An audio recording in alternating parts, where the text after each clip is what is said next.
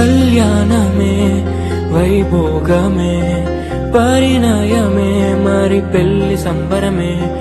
కళ్యాణమే వైభోగమే పరిణయమే మరి పెళ్లి సంబరమే. అందాల వరుడు పరిశుద్ధుడు చక్కని వధువు కన్యాకు.